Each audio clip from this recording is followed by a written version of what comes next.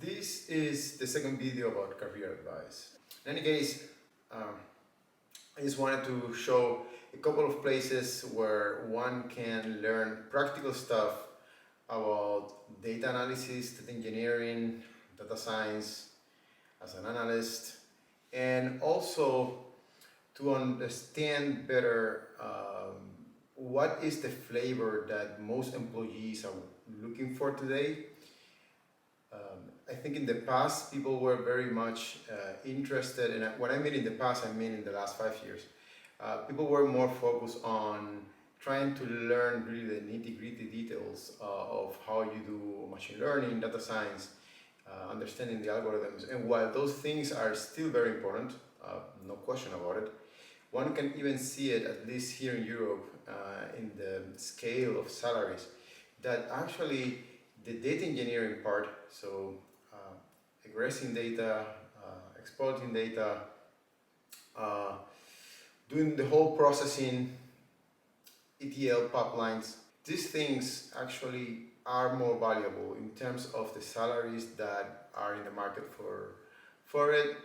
Data science, machine learning, still very valuable, especially for big tech companies. They invest heavily in this, not so much for companies that their forte is not really the data space.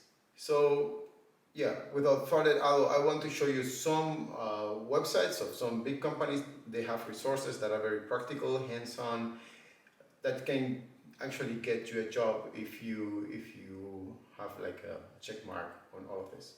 Let's take a look. So the first one I want to show you is what Azure, so Microsoft, has to offer. If you go to docs.microsoft.com, they have this portal where you have three main different ways to specialize yourself. You have data engineering, you have data science, and you have data analysis. I put them in a little red square here in the slide on top of me. And these are the main three areas where you see that companies are investing. Again, the data engineering is the role that takes care of moving data, creating pipelines, storing data, security, compliance, governance, making sure that people can actually use and build these data products. Then there is the data science part, running all the analytics, but there's also some engineering parts who are interested in their machine learning, ops, inference of models, how you deploy in the cloud, the right machines that you have to choose for that, and obviously also data analysis. That is more related in this case with visualization tools, processing tools, and that sort of thing. If you're thinking about a career in this area, most probably you want to be able to deliver value as fast as you can. And that's why I've chosen some of this. I would also like to talk a little bit about something that is a trend today, which is the rise of deep learning. I think deep learning can create really a lot of value. It's pretty interesting, but I will also focus on the problems where you have really small amount of data, that more probabilistic inference, that sort of problem. Last but not least, my main recommendation if you want to begin in the world of data would be to think really about a problem that is important to you. Especially a problem where you have to make a decision based on information. I can give you an example, something that I was doing in the past. I am really interested in sports, and I was looking at analytics of sports and trying to predict who's going to win, who's going to lose a game.